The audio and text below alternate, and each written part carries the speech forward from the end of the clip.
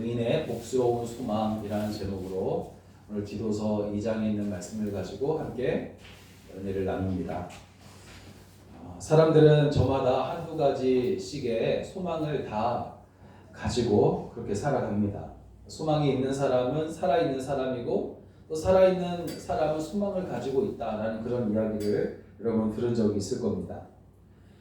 또 의인의 소망은 모든 사람에게 좋은 것이요 유익이 되겠지만 악인이 자신의 욕심을 채우기 위해서 가진 소망은 매우 위험해서 자신뿐만 아니라 다른 사람들까지도 병들게 하고 또 아프게 하고 죽게 하는 그런 일이 벌어지게 됩니다. 새해가 되면 벌써 1월달 마지막 주가 되었는데 새해가 되면 성도들은 하나님께 올해에 이루어지기를 바라는 그 소망을 가지고 기도합니다. 거의 대부분은 가족의 건강과 부모와 자녀를 위한 그런 기도이고 그들이 다 복되고 형통하기를 바라는 마음으로 기도를 합니다. 그런데 정작 복되고 형통하기를 바라는 진짜 이유를 모른다는 것입니다. 어떤 사람은 우리 가족이 복되고 형통하며 건강하게 잘 살아가는 것에서 기도가 멈춥니다. 그러나 거기에서 더 나아가지 못하고 멈추는 기도라면 여러분 세상 사람들이 자신의 욕심을 위해서 비는 것과 과연 어떤 차이가 있겠는가 하는 그런 생각을 해보는 겁니다. 여러분 의인의 기도는 모든 영광을 하나님께서 받으시기를 소망하는 기도에까지 이르러야 할 줄로 믿습니다. 마태복음 6장 33절에 그런즉 너희는 먼저 그의 나라와 그의 의를 구하라 그리하면 이 모든 것을 너희에게 더하시리라 그렇게 말씀하셨고 또 시편 115편 1절에서는 여호와여 영광을 우리에게 돌리지 마옵소서 오직 주는 인자하시고 진실하심으로 주의 이름만 영광을 받으시옵소서 그렇게 이제 노래를 합니다. 그런데 여러분 의인도 의인의 소망이 있지만 악인도 악인의 소망이 있어요. 어느 글에서 읽은 적이 있는데 죄를 짓고 감옥에 수감된 대부분의 죄수들은 이제는 죄 짓지 않고 내가 착하게 살아야지 하는 그런 생각을 하며 그런 소망을 가지고 있기보다는 내가 여기에서 풀려나 밖에 나가기만 하면 어떻게 하든 법망을 피해서 실수하지 않고 크게 한탕을 해야 되겠다 하는 그런 생각을 가지고 소망을 가지고 그렇게 기도를 한다고 합니다. 우리가 가지고 있는 소망은 어떤 사람의 소망일까? 의인이 갖는 복스러운 소망입니까? 아니면 악인이 자신만의 욕심을 채우려고 하는 것과 같은 그런 소망을 우리가 가지고 있습니까? 잠언서 10장 28절을 보면 의인의 소망은 즐거움을 이루어도 악인의 소망은 끊어진다. 그렇게 말씀하고 있는데 이 말씀은 의인과 악인의 구분이 어디에 소망을 두고 있느냐에 따라 달라진다는 그런 말씀일 것입니다. 여러분 의인의 소망은 즐거움을 이루는 복스러운 것이겠지만 악인의 소망은 결국에 허무해지게 되고 또 헛된 것이 되며 끊어지고 만다는 것을 말할 것입니다. 오늘 본문에서 이제 성도의 소망은 복스러운 소망이라 그렇게 알려주고 있습니다. 그러므로 의인이 가진 복스러운 소망은 어떠한 것인지를 우리가 한번 살펴보고 소망이 이루어지는 것을 우리가 보면서 하나님께 영광을 올려드리는 그런 여러분 되시기를 주의 이름으로 축원합니다. 첫째로 의인의 소망은 어떤 소망이냐면 더 좋은 소망이에요. 더 좋은 소망. 의인에게는 더 좋은 소망이 있습니다. 오늘 13절을 보니까 13절에 우리의 크신 하나님 구주 예수 그리스도의 영광이 나타나심을 기다리게 하셨다. 그렇게 한 것을 보면 의인의 더 좋은 소망은 그리스도 예수의 영광이 나타나기를 바라는 마음이다 하는 것을 알 수가 있어요. 히브리서 7장 19절을 보면 이에 더 좋은 소망이 생기니 이것으로 우리가 하나님께 가까이 나아가니라 그렇게 말씀을 하고 있습니다. 여러분 이 말씀은 세상에 있는 온갖 좋은 것들과 또 보물들이 최고라고 믿었던 사람이 이제 예수 그리스도를 만난 후에 그분 안에 살며 그분을 통해서 하나님께 가까이 날마다 나아가는 것이 더 좋은 것이다. 세상의 그 어떤 최고의 것들보다, 최고의 것을 내가 얻는 것보다 하나님께 날마다 가까이 나아가는 것, 그것이 더 좋은 것이다 라는 것을 깨닫고 고백하는 그런 말씀입니다. 그러므로 여기에서 더 좋은 소망이란 곧 예수 그리스도를 마음에 모시고 그분을 통해서 우리가 듣기도 하고 보게 된 모든 것을 말하는 것이다 라는 것을 알 수가 있는 겁니다. 우리가 잘 알고 있듯이 사도 바울은 예수님을 만나기 전에 자신이 가지고 있던 것들이 최고이며 자신을 최고의 자리에 있도록 하는 것이다 그렇게 생각을 했습니다. 그는 그야말로 최고가 되기 위해서 엄청난 노력을 했을 것입니다. 로마의 시민권이나 바리새인이 되는 것은 그가 혈통의 문제이기 때문에 이제 자신의 노력이 아니더라도 저절로 얻을 수 있었던 신분이에요. 바리새인이요 시민권을 가진 것. 그렇지만 여러분 바리새인 중에 바리새인이 되는 것과 유대인 중에 유대인이 되는 것, 그렇게 되기 위해서는 그가 상당한 노력을 했을 것이고 그와 함께 어떤 간절한 소망이 그에게 있었을 것이에요. 그렇게 되기를 위한, 바리새인 중에 바리새인이 되고 유대인 중에 유대인이 되기 위해서는 얼마나 그런 노력이 있었을 것이고 소망이 있었을 것이냐 하는 거죠. 그리고 그는 그 소망에 날마다 가까워지는 것을 스스로 느끼면서 얼마나 좋아했을까, 얼마나 또 자랑스러워했을까, 뿌듯해했을까 하는 생각을 해봅니다. 그런데 예수님을 만난 후에 자신이 그동안 그렇게 쌓아 올렸던 좋은 소망들과는 정말 비교할 수 없는 더 좋은 소망이 그리스도께 있다는 것을 그는 깨닫게 되는 겁니다. 그리고 그 더 좋은 소망 때문에 이전에 자신이 그렇게 쌓아 올리며 자랑했던 것들이 한순간에 배설물이 되어지고 마는 거예요. 그래서 그는 골로새서 3장 1절에서 그리스도와 다시 살리심을 받았으면 위의 것을 찾으라 그렇게 전하고 있습니다. 또 골로새서 3장 7절에서는 전에는 너희가 그 가운데 살았으나 이제는 이전 것을 벗어버리라 그렇게 전하고 있는 겁니다. 의인의 소망은 세상을 바라보며 의지하는 것이 아니라 이제 주님을 바라보면서 의지하는 것이에요. 주께서 내 안에서 사시기를 바라는 의인의 소망이 더 좋은 이유는 소망하는 주님만이 우리를 충분히 만족하게 하시고 우리에게 은혜로 충만하게 하시며 또 안전하게 하기 때문입니다. 마태복음 6장 20절에서 오직 너희를 위하여 보물을 하늘에 쌓아두라. 거기는 좀이나 동록이 해하지 못하며 도둑이 구멍을 뚫지도 못하고 도둑질도 못하느니라 했는데, 여러분 보물을 하늘에 쌓아두라는 것은 결국 오직 소망을 주님께만 두라는 말씀인 줄로 믿습니다.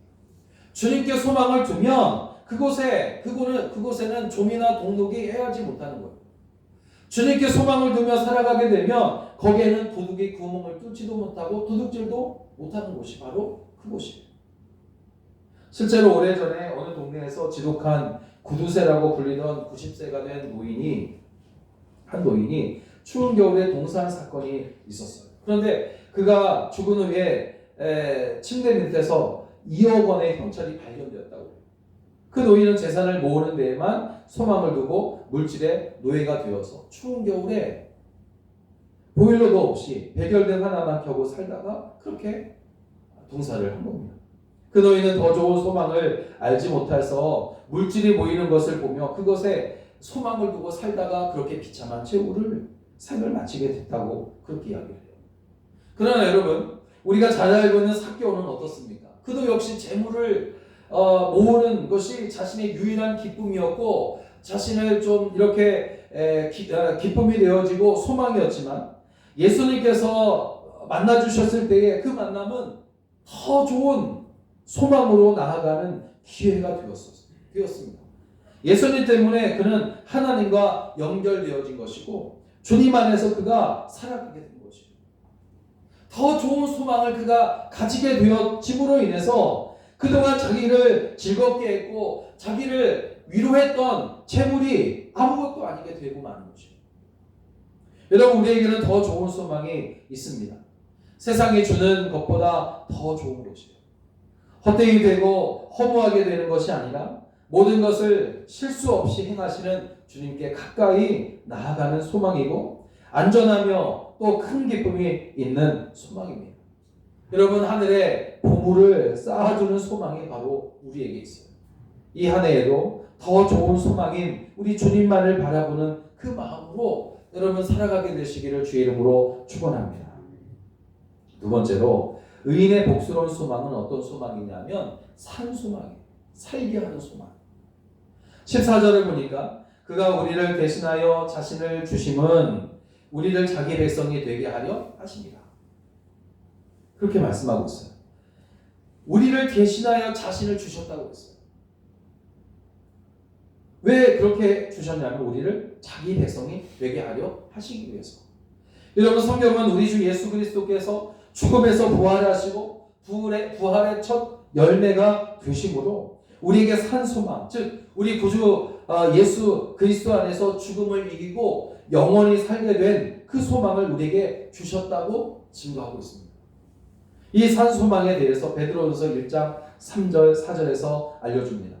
우리 주 예수 그리스도의 아버지 하나님을 찬송하리로다. 그의 많으신 긍휼대로 예수 그리스도를 죽은 자 가운데서 부활하게 하심으로 말미암아 우리를 거듭나게 하사 산 소망이 있게 하시며 썩지 않고 더럽지 않고 쇠하지 아니하는 유업을 있게 하시나니 곧 너희를 위하여 하늘에 간직하신 것이다. 그런데 여러분, 산 소망이 있다는 것은 결국 죽은 소망도 있다는 거예요. 절망이라는 말이죠. 이 이야기, 절망도 있다는 이야기도 될 것인데, 때문에 사도 바울은 땅에 있는 장막집이 무너지면 이것은 절망을 말합니다. 하늘에 있는 영원한 집이 있다. 이것은 산 소망을 말해요. 이렇게 장막집이 무너지면 하늘에 있는 영원한 집이 있다. 그렇게 말하면서 우리는 이 처소를 덧입기를 사모한다고 했던 것입니다. 그는 언젠가는 반드시 무너질 땅에 소망을 가지고 산 것이 아니라 하늘에 있는 영원한 집, 영원히 무너지지 않는 하늘집에 대한 소망을 가지고 그렇게 살았던 겁니다. 여러분, 하나님은 우리에게 이렇게 영원한 위로와 좋은 소망, 산 소망, 살게 하는 은혜를 주신 줄로 믿습니다. 호세아 2장 15절을 보면 하나님께서는 아골 골짜기로 우리에게 소망의 문을 삼아주셨다. 삼아주겠다. 그렇게 약속을 하시는데, 아골 골짜기는 여러분 우리가 알고 있듯이 역사적으로는 아간이라는 사람이 여리고성을 점령하고 난 후에 이제 그 아간이라는 사람이 그 성에서 가지고 나온 금과 은 외투를 숨겨두었다가 벌을 받아 돌에 맞아 죽은 곳이 이 아골 골짜기잖아요. 그리고 지리적으로는 이제 예루살렘 성에서 여리고로 내려가는 길에 있는 낮고 험한 골짜기, 음침한 골짜기가 바로 이 아골 골짜기. 때문에 상징적으로 이 아골 골짜기는 슬픔과 죽음의 골짜기, 또 소망이란 하나도 찾아볼 수 없는 그런 골짜기로 알려져 있는 곳이 바로 여기입니다. 그런데 바로 이곳에서 하나님은 소망의 문을 열어주겠다. 그렇게 말씀하시는 거예요. 다시 말하면 죽음을 이기고 살아나는 소망, 어두움에서 밝은 곳으로 인도하시는 소망, 슬픔이 변하여 기쁨이 되는 소망의 문을 열어주겠다는 그런 말씀이에요. 그런데 얼마나 귀하고 놀라운 소망입니까? 가장 낮은 곳에서 가장 높은 곳으로 인도해 주겠다. 그런 소망이니 얼마나 놀랍냐 이 말이죠.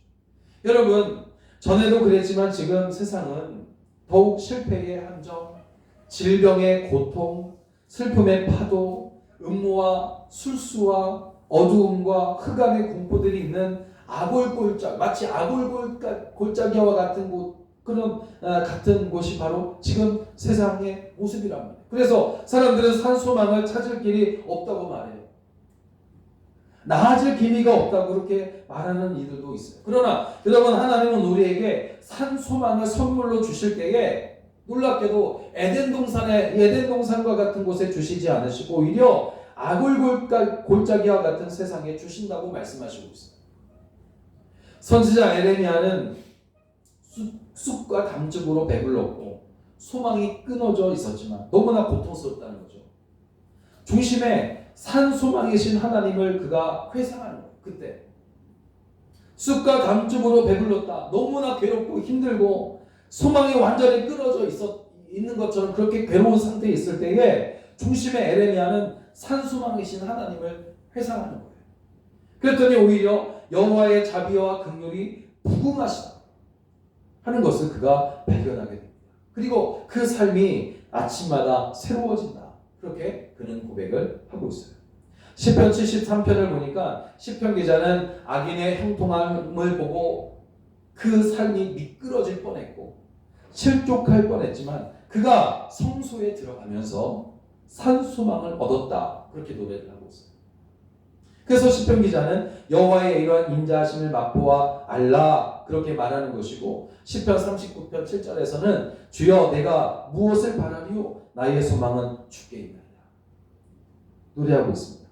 여러분 그리스도 안에 있는 자들에게는 이렇게 산소망이 있음을 믿으시기 바랍니다.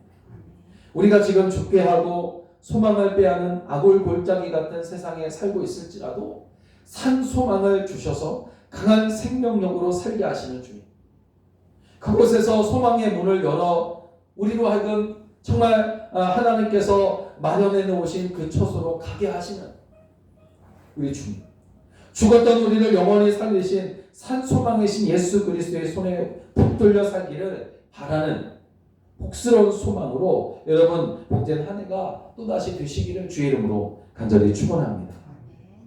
마지막으로 의인의 복스러운 소망은 부끄럽지 않게 하는 소망이에요. 세상 사람들로 인하여 업신여기지 못하게 하는 소망이 바로 의인의 복스러운 소망인 줄로 믿습니다. 15절에 보니까 너는 이것을 말하고 권면하며 모든 권위를 책망하여 누구에게든지 업신여김을 받지 말라 그렇게 말씀하고 있는데 의인의 복스러운 소망은 선한 일이며 합당한 일이기에 누구에게도 업신여김을 받지 않는다는 말씀이에요. 여러분 어떤 사람이 당당하면 정말 누가 뭐라고 해도 앞으로 막 나아가잖아요. 내가 당당하면 두려울 것이 없어요. 마찬가지로 하나님께 소망을 두는 거예요. 하나님께 소망을 둔 의인의 이 의로운 복스러운 소망을 가진 사람은 세상에 어떤 것이 우리를 괴롭게 하고 우리를 막 업신여기려고 온다 할지라도 업신여김을 받지 않는다는 거죠. 로마서 5장 1절에서 5절까지의 말씀을 보니까 우리가 믿음으로 의롭다함을 얻게 되고 그리스도 때문에 하나님과 화평의 관계를 갖게 되었을 뿐만 아니라 은혜로 살게 되었고 영광을 바라보며 즐거워하게 되었다 그렇게 고백을 하고 있어요. 또 우리가 환난 중에도 즐거워하나니 환난은 인내를, 인내는 연단을, 연단은 소망을 이루는 줄 아나니 소망이 부끄럽게 되지 않는 이유는 이미 성령으로 말미암아 하나님의 사랑이 우리 마음에 부은 바 되었기 때문이다. 그렇게 이제 말씀을 하고 있어요. 여러분 의인의 소망이 더 좋은 이유는 모든 것 위에 뛰어나신 하나님을 바라는 것이요 아골골짜기와 같은 세상에서도 담대히 살게 하는 산소망이기 때문인 줄로 믿습니다. 그러기에 의인의 소망은 결코 부끄러움을 당하지 않게 되는 소망인 줄로 믿습니다.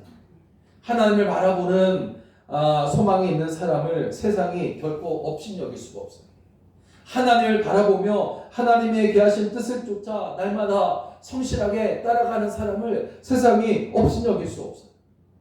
여러분 소망이 부끄럽게 된다는 것은 뭡니까? 그 소망이 허무하게 되고 거짓말일 때에 헛된 것이 될 때에 그 소망이 부끄러워지는 거예요. 그러니까 나에게 부끄러움을 당하지 않게 하신다, 업신여김을 당하지 않게 하신다라는 것은 그 모든 소망이 반드시 이루어지고 더 좋은 소망과 산소망으로 우리가 큰 기쁨과 영원한 즐거움으로 충만하게 된다는 말씀인 줄로 믿습니다. 사무엘상 25장을 보면 다윗이 사울 왕에게 쫓겨다닐 때에 먹을 것이 없어서 곤란한 일을 당하게 되자 오래전에 이제 은혜를 베풀었던 나발이라는 사람에게 가서 이제 도움을 요청해. 마침 그때는 양털을 깎는 그런 시기였기 때문에 잔치가 벌어지는 때였거든. 그래서 그 소식을 알고 다윗이 내가 옛날에 나발이라는 사람의 양들을 적에게서 맹수에게서 이렇게 보호해 주었다. 나발이 내게 은혜를 베풀어 주었으니 내가 이제 나발에게 가서 도와달라고 하면 이제 도와줄 거다 하면서 이제 도움을 요청했잖아요. 그런데 그때 나발이 뭐라고 이야기를 하냐면 다윗이 도대체 누구냐? 나는 다윗을 모른다. 딱 잡아대는 거예요. 얼마나 괘씸합니까? 그때 다윗은 나발로 인해서 부끄러움을 당합니다. 업신여김을 당했어요. 아무것도 없이 도망쳐 나온 다윗에게 먹을 것과 입을 것을 줄 수 있는 나발에게 소망을 걸었습니다. 그렇지만 다윗을 모른다고 말하는 그로 인해서 다윗은 부끄러움을 당하고 말았어요. 화가 납니다. 쫓아가요. 그러나 이제 모든 것을 나중에는 하나님께서 갚아주신 것을 볼 수가 있어요. 여러분, 우리가 믿는 하나님이 누구십니까?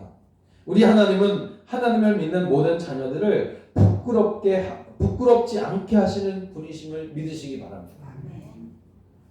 하나님은 어떤 분이시냐면 세상 어떤 이들로 하여금 우리를 업신여기지 못하게 하시는 분이시죠. 로마서 10장 11절을 보면 믿는 자는 결코 부끄러움을 당하지 아니하리라 약속하십니다. 아브라함은 바랄 수 없는 중에 바라는 믿음으로 100세가 되었음에도 아들 이삭을 얻었고 의롭다함을 얻게 되었어요. 아브라함은 하나님을 향한 믿는 소망이 있었기 때문에 부끄럽지 않게 된 것입니다. 그동안 아브라함은 자식이 없어서 정말 부끄러웠어요. 사실 아브라함이 고향에서 정말 떠나온 것도 아들이 없었기 때문에 부끄러웠어요. 다른 사람들은 다 아들이 있고 자식이 있어서 대를 이을 수 있었는데 아브라함은 부자였지만 자식이 없어서 괴로운 거예요. 그런데 하나님께서 내가 너에게 아들을 주겠다, 자손을 주겠다 그렇게 말씀하셨기 때문에 그가 믿고 나온 겁니다. 사실은 그래요. 부끄러웠어요. 잠언서 14장 32절에서 악인은 그의 환난에 엎드러져도 의인은 그의 죽음에도 소망이 있느니라 말씀하셨어요. 여러분, 의인의 소망을 가지고 살아가게 되시기를 주의 이름으로 축원합니다.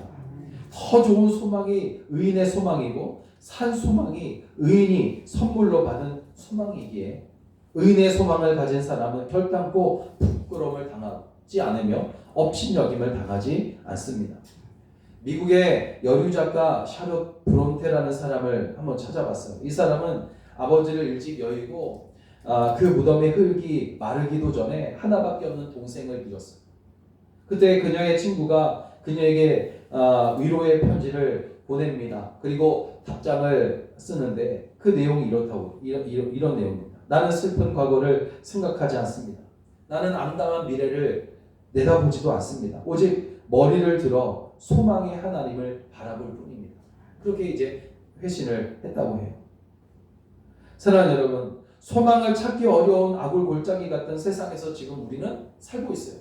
물론 소망을 가지고 더 힘있게 살려고 애쓰는 사람들도 있는 것이 분명합니다. 그럼에도 불구하고 대부분의 사람들은 지금 마치 아굴골짜기와 같은 세상에서 살고 있다고 느끼고 있어요. 그러나 여러분, 믿음의 눈으로 하나님께로부터 오는 더 좋은 소망을 찾아 만족함을 얻고 산 소망을 가지고 끊어질 거짓 소망을 정복하며 살아가게 되시기를 바랍니다.